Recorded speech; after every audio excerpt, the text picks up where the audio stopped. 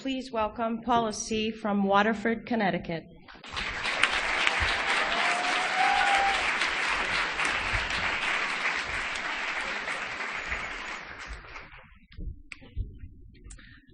Hi, I'm Paula. I'm an alcoholic. First of all, I should let you know that I am intimidated by this microphone. Is it really loud, or is it just me? It's just me. I was thinking today on the way here that I'm humbled, and I've heard this in the rooms, I'm humbled beyond my ability to receive. There are so many powerful women that I know in AA that when I was asked to do this, I'm like, are you kidding me? There are so many women that I can think of. So I guess it continues to keep me right-sized, and I am absolutely humbled and honored and a little bit emotional to be here because I start thinking a little bit, and everything comes to this day, you know, the pathway they talk about to the promises, and I looked the word up, and it means a chain on this path. And so we reflect back, and I've been asked to tell my story, and so I've started overthinking, of course, as many of us do, and this chain on this path has led to this minute, and that's, I'm very in tune with that minute. I spent a good portion of the day today trying to eliminate worldly clamors, a little bit of time alone, and I went for a swim in the pool, and I tried to get into the sauna, but it's really important for me to be with my God and to get right-sized. I don't want to... I've been taught along the line to share my experience, strength, and hope in a general way, but an hour and 15 minutes, we're going to have a couple of details here. So I'm thinking, really? And now this gentleman over here is recording it all, and I'm like, oh my God, what if my kids get this CD someday? Because that pathway and that chain of events, you know, I'm going to tell you, is it's an emotional one to get all to this moment. So I did say a prayer, and it was the third step prayer, and I just want to let you know that I have offered myself to my higher power tonight to do with as he see fit, and I'm actually asking him to stay in this room right now, so if you can kind of throw that energy out, I think it would be beneficial to all of us. Like I said, I'm Paula, and I'm an alcoholic, and I came to Alcoholics Anonymous in 1989, and I was 23 years old.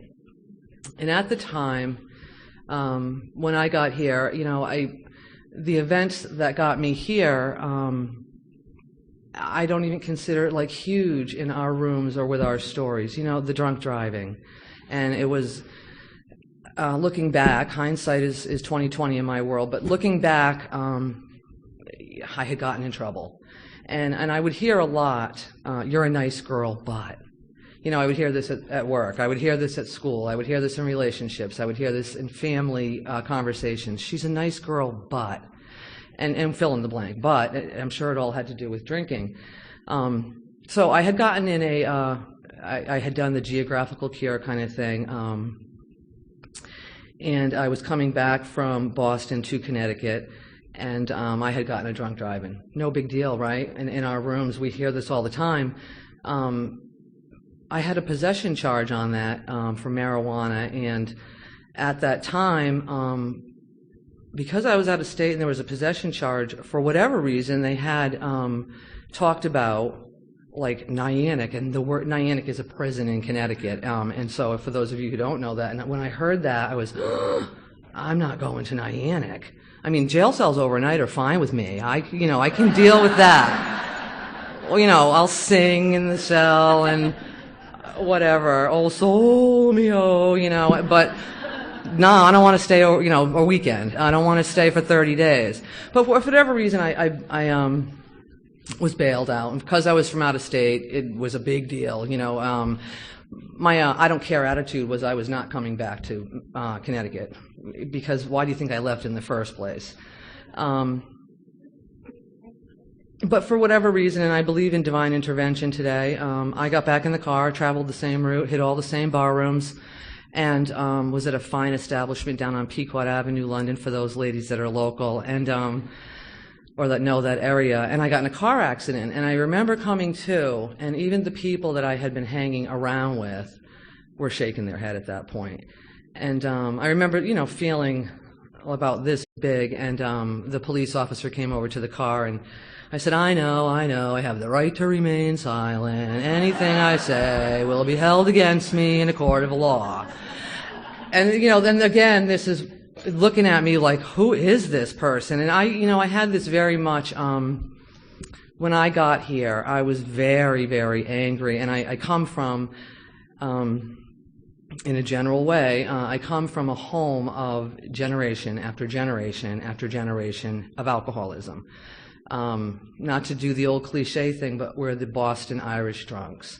If you know their family, then when they have a party at their house, it's all, anything goes. Doors will come off, boats will be burned. And of course, those are the parties we all wanted to go to, But there, in my history as a child, there are things such as domestic violence, there's sexual abuse, there is incarceration, there's schizophrenia, there's kidnapping, there's wiretapping. So when I turned 13 and picked up that drink, you know what? It felt great. To be honest with you, it felt great. And I drank on Block Island my first time. I was 13 years old, and I drank Southern Comfort. I had my first sexual experience, and it was the first time I got high. And the next morning I woke up and thought, wow, I have arrived. This is awesome. And I didn't have any regret. I really, truly didn't. It was an elixir that made me feel good. And it erased so much. And of course, I was 10 feet tall. So when I got here and up to that police officer, I had very much this whole Janis Joplin attitude, screw the establishment. You people created this mess, so now you can deal with it. It's not my fault. This is not my fault. You all created this. And of course, I'm going to just show you what I've got to say about all this. And I did. Very loud, obnoxious, happy drunk. Very happy. I'm a blackout drinker, always have been. Right from that 13-year-old. And so when I got here at 23, and I was in trouble now with, so the police officer says to me, well, now you have two. I said, I have a drunk driving tomorrow. We're good. He said, now you have two. And I'm like, okay. So this time they took me in the jail cell downstairs from the courthouse. And usually, I'm sure others can identify with this, I could go home and put on the skirt and the attitude of, oh, but Your Honor, I'm really sorry. I didn't really have any idea that I wasn't supposed to leave the accident. I didn't know. I was scared. And this time, they brought me up from that cell downstairs, handcuffed to other finer women in New London. And with the Harley Davidson T-shirt on, and I had been in an accident, so there was blood on my face, and I actually had the pocketbook, except that it was empty. I was good for losing my pocketbook, but I held on to it, and it was empty when I looked in it. So I came up through the downstairs, and I remember sitting out there, and when you came up through, I don't know about courtrooms in Rhode Island and Massachusetts, I'm going to assume they're all the same, but when you come from that door and you're all handcuffed together, the whole courtroom kind of looks like, what did they do? And I remember sitting out there going, wow, they must have really screwed up. And this time I was that person, and I remember seeing everybody shift to the right, and look. And there was a woman next to me with curlers on and slippers, and she would not stop. And my whole thing was, not even the trouble I was in at that point, I was hungover, major, and just, it was such a fog. I'm like, I am going to kick this lady's butt right here, right now, and I'm in front of the judge, Like, can we get on with this? Because this is driving me crazy, this woman. Such an attitude of anger. And I'm sure it was very obvious. Now, again, looking back, sometimes it's sad, but I guess at times we have to laugh, right? We've learned to laugh at ourselves. So you know what? I slid, like many of us do. And I remember sitting with the little mesh fence, but talking to the lawyer. My mom had hired a lawyer. She was in the little audience there waiting for the first drunk driving charge. And lo and behold, here comes her daughter with, last night she was in another accident and got a drunk driving on the way to the drunk driving. And And I'm turning and looking at her like, can we hurry this up? Because I want to smoke a cigarette. And they actually moved us in this vehicle with no windows or anything, and the sheriff's truck you see on the. So I was scared. And when the lawyer talked about Niantic and this little, I didn't get to see the judge till after lunch. So they put us back in the sheriff's vehicle, and we were actually smoking cigarette butts off the ground in there. And I have to remember where I came from, and this is what I'm talking about. I'm blessed at this day to be standing here, coming from there. So I slid. I talked to a lawyer through the mesh fence, and he said, "You seem like such a nice girl, but..." And I was like, you know what? Are you getting paid? Because I think you're supposed to be getting me out of here. And I remember him just shaking his head. And so I did. I got out of, like many of us do. I slid. I was on a year probation, and I sat in my mom's kitchen in Old Saybrook. She lived at the time in Connecticut. And the feeling I had was, I remember it so well, like I needed to take a shower, but I didn't have the energy to stand up. And I wanted to smoke a cigarette, but I didn't have the energy to light the cigarette. It was just mucus, they used to call it. It was numb. Just, and so we sat there and we talked. Now, I told you that I come from huge dysfunction, right? We cop to crazy. We do. Absolutely, yes, all these things have happened, but gosh, we're not going to admit it could be alcohol here, Paula. So we thought, we all knew this day was going to come. We did. One day you would break, and I knew it was going to come too. Someday I'm going to just fall apart, and then they'll be sorry. And we decided, where this comes from I have no clue, but this is the way it all went down, was that we decided that back in '89 it was kind of cool to go to a treatment center. It was all in the papers a lot, and yeah, I'll go rest. I'll go rest for 30 days. That's what I need, a rest. I need to get off the streets. I need all of this to just boil down. I ruined the car. I spent the rent money. People are mad at me. I need to rest. I need to get out of Dodge is what I need to do. And so we went looking around, and I actually interviewed treatment centers. I went to High Point. I don't even know if it's still there, but I asked about, do you have to wear hospital clothes? What kind of food do they serve? Are we on lockdown? Are there men here? And so I made a couple of rounds, and I did. I seriously interviewed them, because I'm serious now. This is serious stuff. And my falling apart is going to be a serious thing. My breakdown is real. And just thinking back on it, my God, huh? When they come in now and start that stuff, I'm like, oh my God, remember that? So I chose Stonington Institute, and I chose it solely on the purpose that it had a horse, a pony. I thought, wow, I can recover with a pony. He was just born. He was just born, and I could see its legs wobbling, and I'm like, I hear ya. And so I checked in there, and I remember walking in the door. I had packed like I was going on a cruise, and I was walking in the door, and I'm saying to my mom as we're driving there, I said, you know what? All right, listen, I get it. It's about not drinking, and I will, not drink, but I'm not getting into this God stuff. There better be Harley Davidsons there, and I like rock and roll music, straight out. AC/DC better be blaring in the cafeteria. And I remember the head, okay, and like we're shushing along. And I walked in there, and Mr. Murphy, God rest his soul, was there. He said to me, you have any problem saying you're an alcoholic? I said, absolutely not. Nope, I say I'm an alcoholic nightly at last call. Give me two, I'm an alcoholic. And so they put me in the, what is it, where you have to convalesce for a couple of days up there, and I really wanted to get things moving here, I'm not going to lay here for 3 days. And they had a little pamphlet, and they described heavy drinking. I thought, no, social drinking was first. I'm like, all right, yeah, I'm a social drinker. I get that. So we moved on to the next paragraph, and a heavy drinker, and I thought, I'm a heavy drinker. Yep, I'm a heavy social drinker. And then we got to alcoholic, and I looked for the loophole. I looked between the sentences. I really did, and I found a few, but I got it. Okay, I'm supposed to be here. And I really had this vision that 30 days in a treatment center was going to cure all that. So I did go out to the nurse there, and I said, there's some sort of big book involved in this. Can I have one? Because I want to get busy here. I want to read it. And she didn't give me one. To this day, I still have the book, and I stole it. I had to steal my big book. I concocted a plan to get so I think I went to like counseling the next day where they figure out your plan, and there was a big book over there, and I'm like, I know this is the secret to this whole thing. So I'm going to just slide out the door with it, walking down. And I'm reading it like there's some message or something, like some secret incantation that's going to happen to me. So I stayed there, and I remember these two men walked up to me, and they said, "This is your first time in treatment?" And I'm like, how many times do we do this? I mean, I was so naive. I was so naive, you know. And I somewhere right there said, I'm going to do this the first time. Are you kidding me? Just give me the I'm bright. I'm a bright girl. I don't know about all of you, is what I was saying at all these meetings.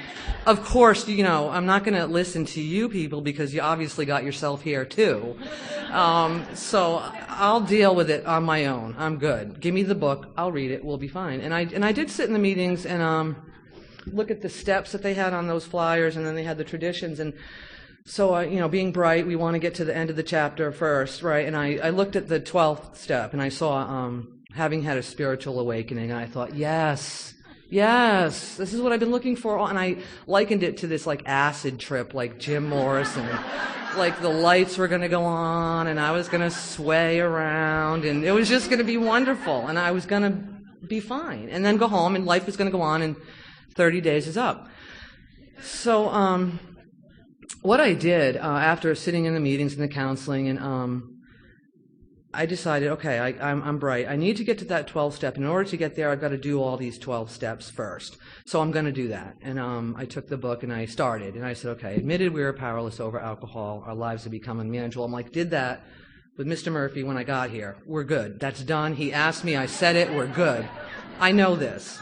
Got it. Move on. And then came to believe. And I really seriously was like, coming to believe.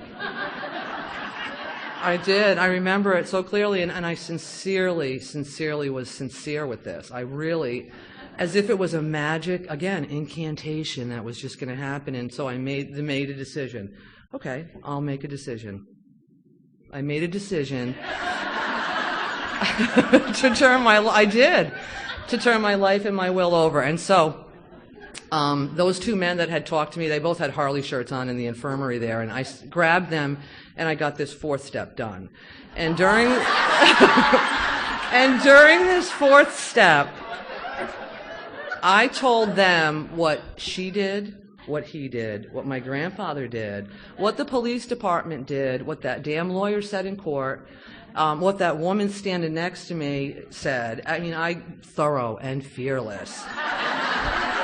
I was thorough, and they were like, wow, if that I would drink the way you drink if I had all that stuff too. And I was affirmed, and I was rejuvenated, and I was tall. I felt great. You know, that was my 5th step. And then 6 and 7, I saw there was only a paragraph or two. Yeah, right, moving on. Not a big deal. It's very short. I read it. We're good. And then back then it was dimes, and I had a roll of dimes, and I went downstairs, and I got on the payphone. I started to call all over the country. I called my ex-boyfriend from high school. I'm like, hi, I'm really, really sorry. I pawned the engagement ring. And he's married with children, right? And I'm sitting there going, I'm in a treatment center, and I'm doing great. And he said, stay there. And I was like, oh my God, you ungrateful sot. No wonder why I broke up with you. Then I called my aunt, and I'm like, I'm really, really sorry that I robbed the house. And how's Uncle Steve? I'll see you at Christmas, okay? I'm in treatment. And she said the same thing. Stay there, honey. Stay. So now this time has started, and I did this, really. Honest to God, it is amusing, isn't it? And I'm rolling right along here. I'm recovering, and they're all doing their thing, whatever, group sessions and little arts and crafts, and I'm busy getting sober. Leave me alone. And that was I tend to have carried that porcupine attitude through AA. That's one of my character defects. Leave me alone. I'm busy getting sober.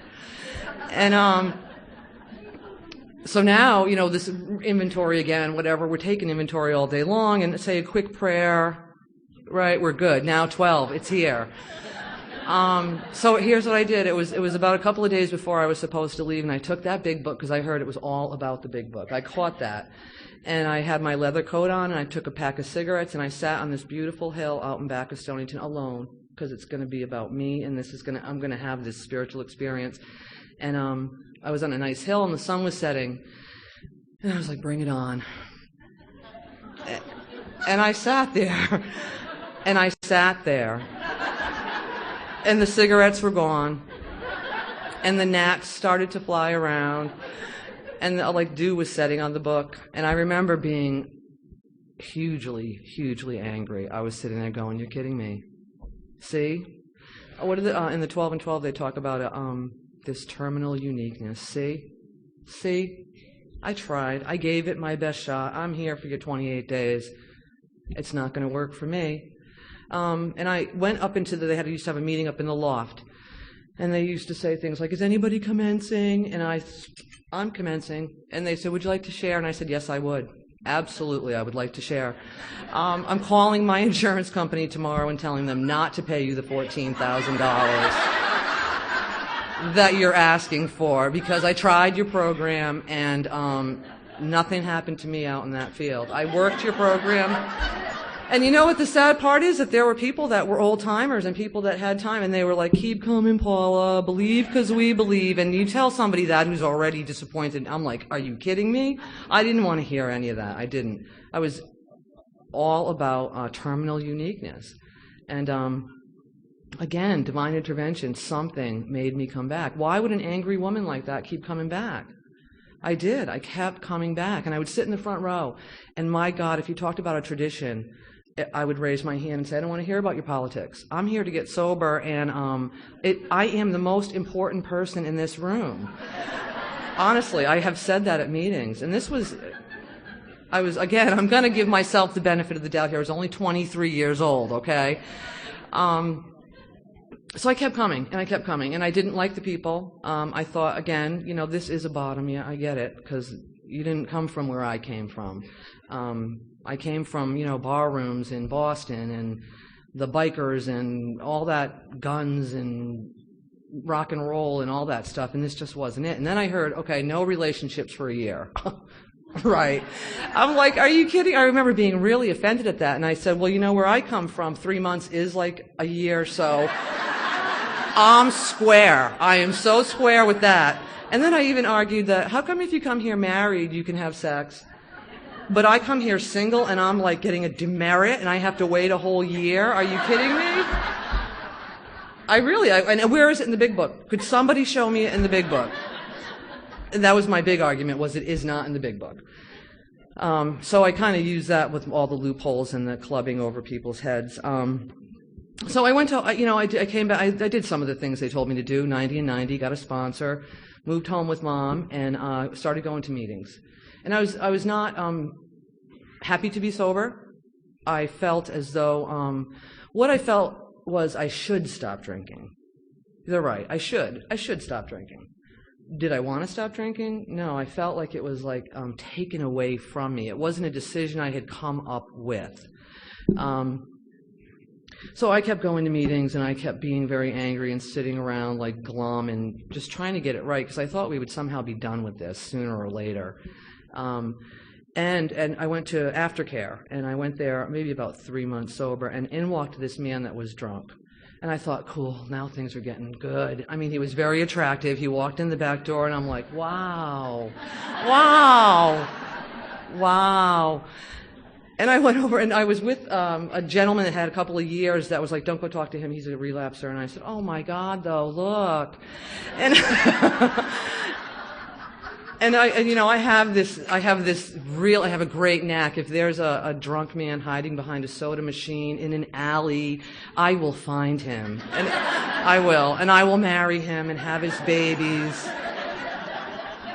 And so this man came walking in, and we started, of course, to talk. And I always share this when I speak, and this isn't anything I heard. I actually came up with it on my own. They say, get active, get involved. And and I got active, I got involved. And I got pregnant from getting active and getting involved. I did. So at my first year anniversary, Deborah and I were just looking at it. I have it in my meditation book. I was 7 months pregnant at my first anniversary. And I remember people going, oh my God, this whole, and we do it too, to this day. Oh, she just sobered up, and look at, she's dating the drunk, he's in the halfway house, and she's pregnant. And we heard things like, one or the other of you are going to drink. But there was some turning point. My son's name, by the way, is Matthew. He's 22 years old, and it means God's gift. So a turning point somehow came. I felt positive for the first time. I'm going to have this baby. I'm going to love it. And I don't really care what you all say. I don't. And I found people that supported me, and I found people that were just maybe wiser, older, kind of watching, going, yes, dear, okay.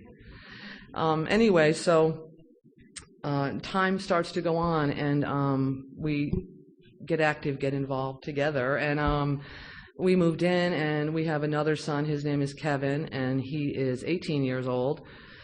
So we got an apartment, and so life started to happen. The 2 children, and I always wanted this. I always wanted the nice-looking husband, the 2 children, the pie on the counter, the white picket fence, and I thought that a lot of this was recovery. I truly did. I thought, wow, I'm doing really good. My boys have boys' regular haircuts. For those of you who know, my brother used to get boys' regular. It was a boys' regular, and it's parted on the side, and that's what my children had, and they're blonde and blue, and I'm like, wow, things are going well. We even, so we stayed sober, and we went to separate meetings. We made a couple of rules here and there. We eventually shared at a couple at an anniversary meeting as a couple. And I really remember feeling like we were the couple that could. Because, this whole thing about no relationships, one or the other of you are going to drink. And I'm like, but see, I'm different. I told you I was different. And we're doing this. Somewhere around 6 years, he drank. And I came home, and he was drinking. And I was devastated and still naive. And what I chose to do is huge in my world, I guess, in looking back. I decided not to share it with any of you because I had an image to maintain. My family, we went to church together. I was the Cub Scout leader. I couldn't tell you that I wasn't doing it. So we all looked really good, and we would dress up and look good. And in the car, we would argue all the way to church, and then we'd get there and say, oh, praise God, and holy Jesus, and kiss each other during, the shaking of the hands. And then we get in the car and argue the whole way home. And nobody knew, and that was I became the Al-Anon wife, is what I did. And I remember thinking, God, this ACOA, Al-Anon, AA, friggin' A, every A, I got it. If it's, and his name had an A in it, and I'm like, if apples are going to show up in my world, I'm going to, something's going to go wrong with them too. So I had it all almost, and I was starting to get shamed during, I had, 7 years of sobriety. During that time, still went to, I had a home group. I had a sponsor. I actually worked the steps out of the big book with a sponsor. Still with that whole attitude, though, of it was a magic. We hear a lot of times in the rooms about the steps are the way to sobriety, and I guess from my personal experience, it was, they say, what are your motives? Examine your motives. My motives were I wanted the rewards. I wanted the perfect husband. I wanted a red Corvette. I wanted a house. They say, I heard this in treatment, you can live beyond your wildest dreams. And I remember thinking, I have wild dreams. I do. And that's what I interpreted as recovery, was the outward appearances and the rewards. I guess some of this is just growing up. I don't know, maybe I do believe I grew up in AA. Thank God, there were people there as well. So I married him, and then we divorced, and somewhere around 13 years of sobriety, see, I had never relapsed either, and that was really good for my ego, because remember that angry woman that walked in here, I guess all the odds were against me, and I carried it, I carried it like, and I would say when the chronic relapser or the relapser, I'd be like, you know what, if you just read the big book, and I'll read it with you, do it the way I do it. We can do this. We can do this. And people, I would really say, I can't take you people coming in and out and in and out and in and out. And I would verbalize that, cocky, very cocky. And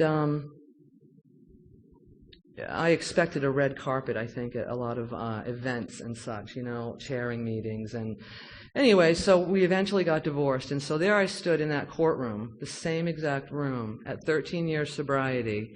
And there was domestic violence involved now, and there was internet crap, and there was just twisted stuff. And I remember thinking to myself, how did I get here? How did I get here? And I got angry. I got angry at meetings. I wasn't sharing, like I said, I wasn't telling you people how angry I was. I would be if somebody said, oh, I just got married, and we're having a new baby, and we bought a new house and a great car, and I was like, who is this girl? I felt ripped off. I totally felt ripped off. And so, somewhere after my divorce, still going to meetings and very angry, I got involved in the rooms with an active crack addict. Newly divorced with a red Jeep with no top, and I thought I had it all going on. And so again, he was behind the Coke machine. I found him, and I said, you know what, I can help you. Nobody could help this man. He had years, and I can help you. And so I have to laugh again so we don't cry, but we started to work the steps, and we would go to the beach. Right, here we go, right? Let's work the steps. It was like the Chinese fortune cookie, everything else in bed. We went to the beach, and I said, now really, are you powerless over alcohol? We got on our knees. We did, and then we were reading the third step in bed. I'm serious. I remember very well laying there in bed reading the third step with him. And of course, he relapsed, and the energy of the universe, for whatever reason, and I think it goes all the way back to the beginning with me. I had always felt like I should stop, but there was always this lurking notion inside of me that someday, somewhere, somehow, I will drink again. And this is how cunning and manipulating, I guess, I can be if I take my inventory. I thought, I was 23 years old when I got here. I am now 36 years old. I've had 2 children. I've been married. I've been divorced. I've worked those steps. I've done service calls. I've picked drunks up off the ground in alleys. I've really changed. And I'm going to attribute it to your 12 steps have given me the psychic change so that I am a different woman. And I think that this new, grown-up, different woman could probably drink a glass of wine in safety. And I went to meetings, and I raised my hand and said exactly that. And there were some women that said, oh, for Christ's sakes, just go drink and get it over with, Paula, because it's been going on for years. And others would say things like, you could end up in jail, you might lose the family. Again, I was starting to get angry, and the kids were starting to grow up, and I made a decision. I made it wasn't like a freak thing. I made a well-thought-out decision. And if that doesn't go well, you know what I will do? I will come back like the rest of you do, was my thought. Everybody else just seems to come back, so I'll come back too. That's what I'll do. Because isn't me thinking I have 13 years to waste, that's all ego. I'm humble now, so I don't really need to honor that 13 years. I can come back like everybody else. And so this man and I went on a trip on an airplane to Florida, and I had a glass of wine on the airplane with 13 years sober. And I will tell you that I came home from that trip, now experience his drug of choice. I had bruises all over my face, handprints on my neck. I got quite an education on what people will do when they run out of money for their drug of choice. We had a domestic issue over a $100 bill. There were 3 ambulances. He was in Dade County. And I remember the ambulance driver come into the house. I really thought I was going to die when the hands were around my neck. And he said, you know, I think you just need to stay on the couch and have a drink. And I said, you know what? You're right. You're right. And so I did that. And my relapse lasted 3 years. During that 3 years, things went progressively downhill. Now the drunk drivings all started again. The one-nighters in jail. Things were missing in the house. I would visit the prison and support the home while we played this game. The police were at our house every weekend. I have two, remember, beautiful blonde-haired, blue-eyed boys that were born to this program and who have actually read how it works at the Christmas Alcathons.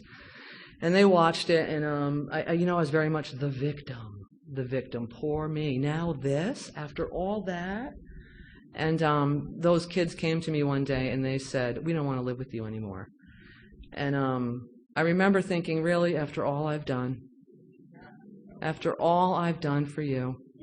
And I know that's very common with us, you know, that after all I have bled for you, you know, that whole thing. And so they went to live with their father, who is to this day still actively drinking. And I thought the story, I often share this, is someday maybe, when we share in a general way, I don't get into all these details, but I'm trying to at least honor an hour here. I always joke that my story could be on Lifetime, right? And it's the title, when I write it all down, someday when you all want to hear it, is The Injustice of It All. That's the title. That's going to be my film.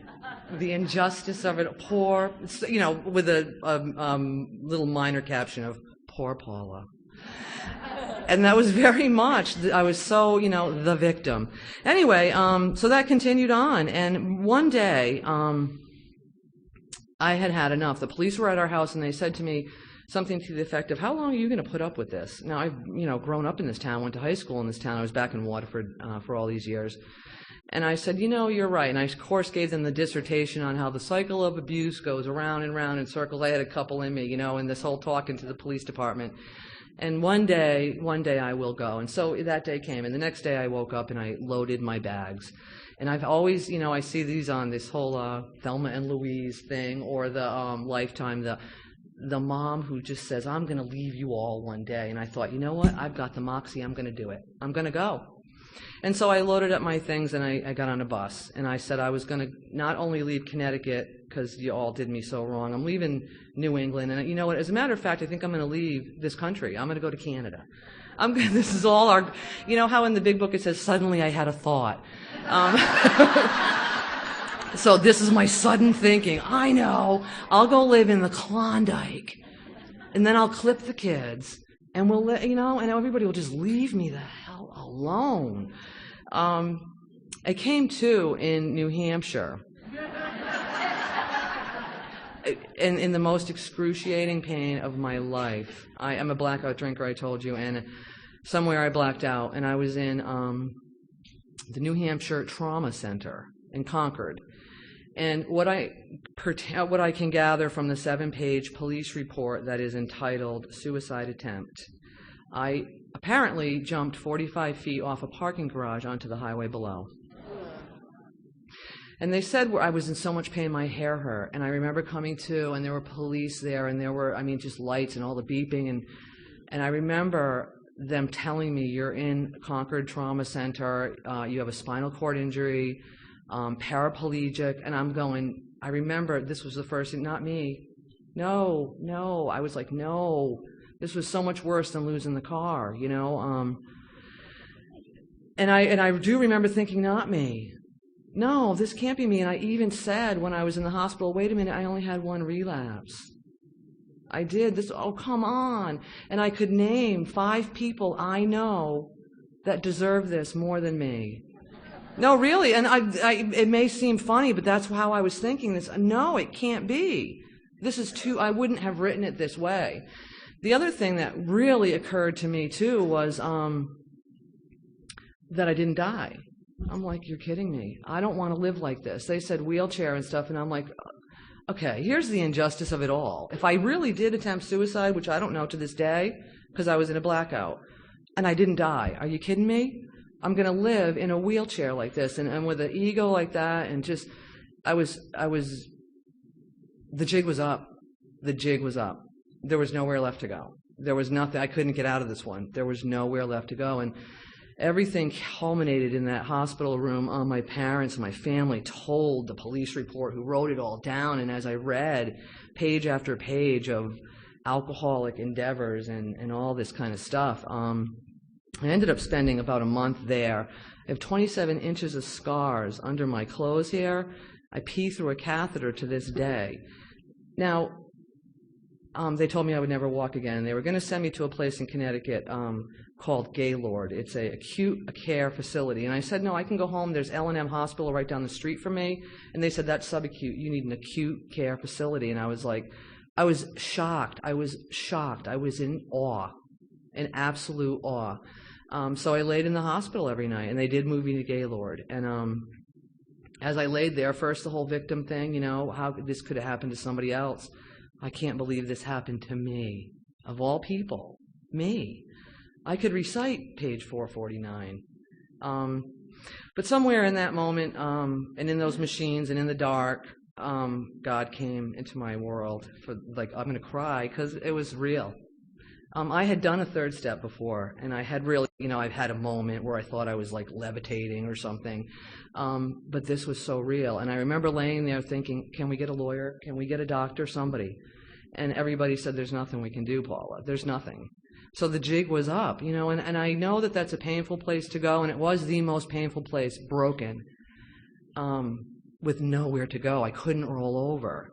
And at the risk of sharing too intimately, I need to remember where this took me. I had to have people remove the waste from my body. And I can't tell you the humbling experience this was, to be rolled over. I'm watching Wheel of Fortune. I'm like, excuse me, Jeopardy's on. Do you mind?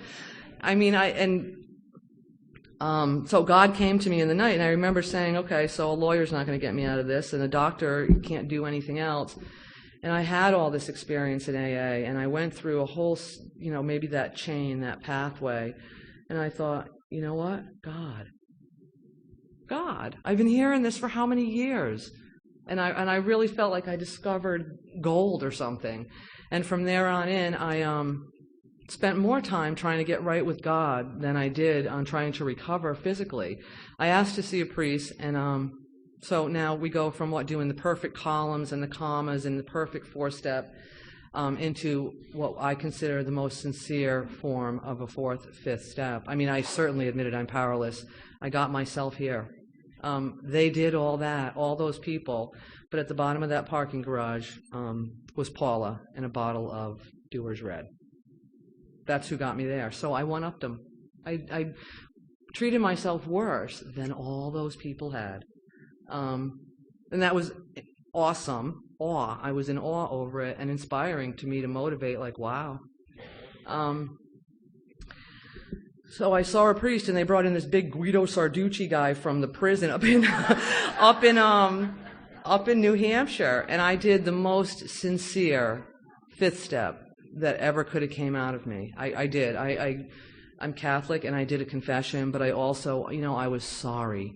I was truly sorry for what I had done, and all I had done, and all the people I had hurt. The jig was up, and I was seeing the light. And I know it sounds cliche, but the lights were coming on, so to speak. And so they took me to a meeting. The priest said to me, and this is a good piece of advice he had taught me, he said, okay, so I've heard all that, and he said, let's do something here. And I said, what? And he said, let's not make a mockery out of God and his forgiveness by dragging yourself as the victim through this over and over and over. Can we clean this up and move on?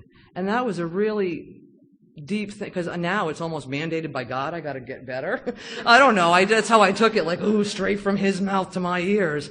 I do, I think, yeah. But you know what? I take it seriously. I do. And so they took me to a meeting on a gurney at Gaylord, and I was laying there and saying, oh my God, I had one relapse. Can you believe this? One relapse, and look at the condition I'm in, and I got to pee through this bag, and I used to run around, and I'm never going to ski again. What about high heels?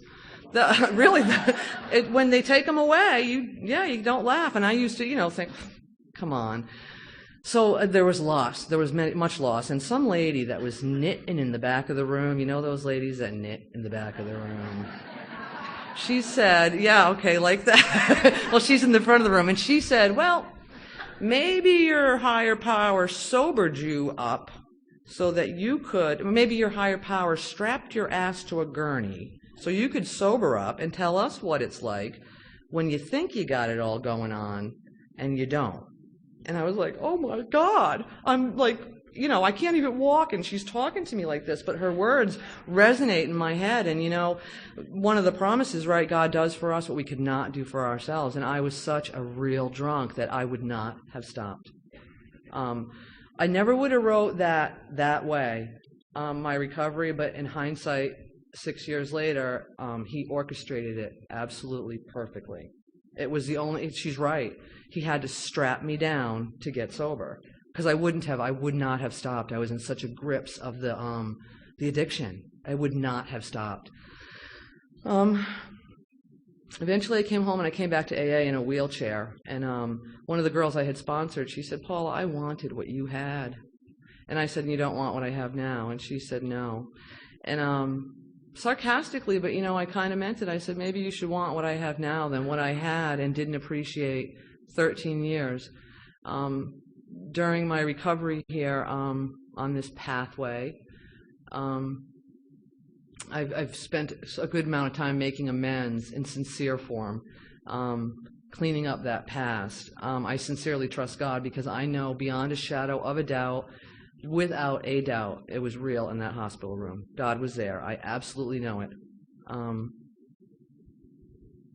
I went to physical therapy for a couple of years, and I'm technically disabled. And I did go through this anger process, of there are people that this should have happened to besides me. And I went from wheelchair to walker to crutches. But I've taken higher power and these rooms very seriously along this path, this time. I'm a member in good standing of Alcoholics Anonymous. I believe in trust God, clean house, and help others. I absolutely believe in it. And I always heard, well, you could lose the kids, you could go to jail, you could die. And I don't know if we can scare an alcoholic, but my thing, and I've shared this with some people in some pretty tough situations, is be careful, you might live. And that's one of the messages, and I've said it. I've thrown a catheter at somebody saying, good, when you relapse, here, take that. Maybe you'll need it when you come back. And that's a pretty powerful message, I guess. God couldn't have orchestrated a better plan for me. And I feel that way now. I did not feel that way. I've said in meetings during my recovery, I wish I had now what I wasn't grateful for then, meaning those children and my sobriety. I also believe that it's a Russian roulette. If we put a bullet in this gun and spin the chamber, I learned it doesn't matter. Is it your first relapse that this happens? Or is it your 14th one? I don't know. For me, it was the first relapse. It's not a numbers game anymore, It's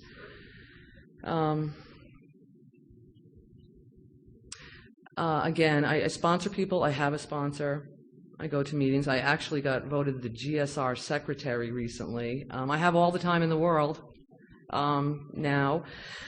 And because of the pathway to peace, these promises, I can feel them. I can actually feel them. No matter how far down the scale we have gone, we will see how our experience can benefit others. And I guess, like I said, that ugliness of a story is all a chain event that brings us to this moment. There's got to be something to share in there.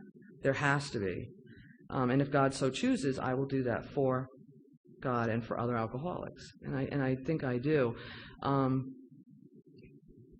I wish I could say self-seeking has slipped away. I have these fantasies every now and then of, wow, the Ward Cleaver thing, and wouldn't it have been nice? But I'm content. I know a new peace. I do, in spite of it all. I don't believe I'm a victim. I think that very much I was a volunteer in a lot of these situations. I try not to put myself in situations like that, and I think my entire story has been God doing for me what I would not do for myself. Not that I could not have done it, but I couldn't have stopped. And I find that He's always in my life. Today, like I said, I wanted to be right with God.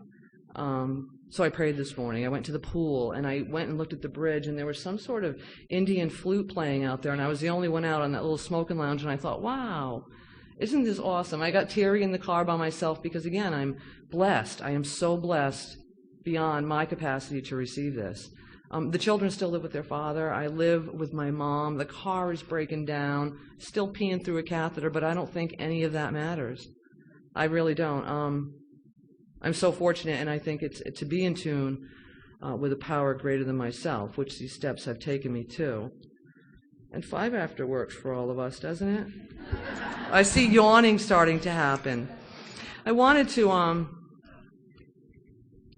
share regarding the promises, and maybe just a few of them, but some of the words that stood out for me was painstaking. If we're painstaking about this phase of our development.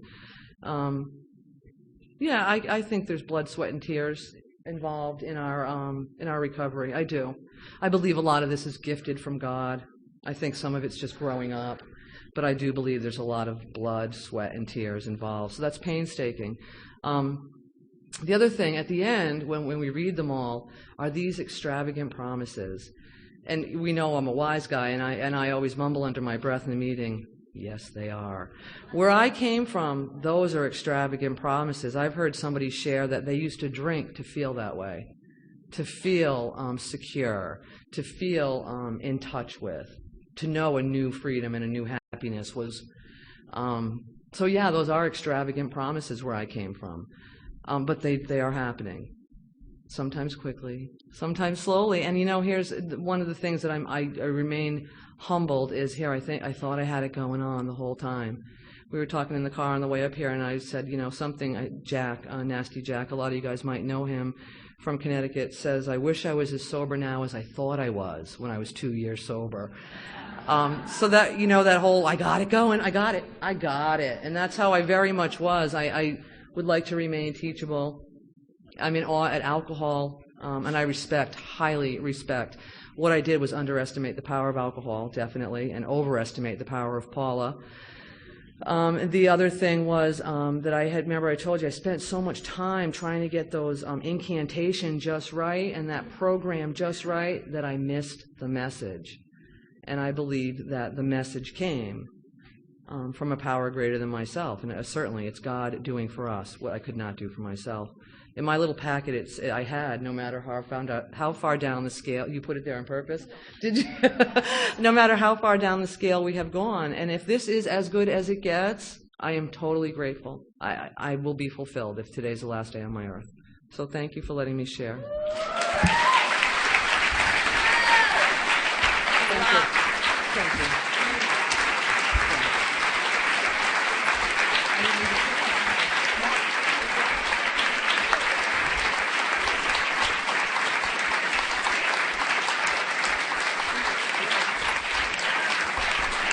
One amazing lady.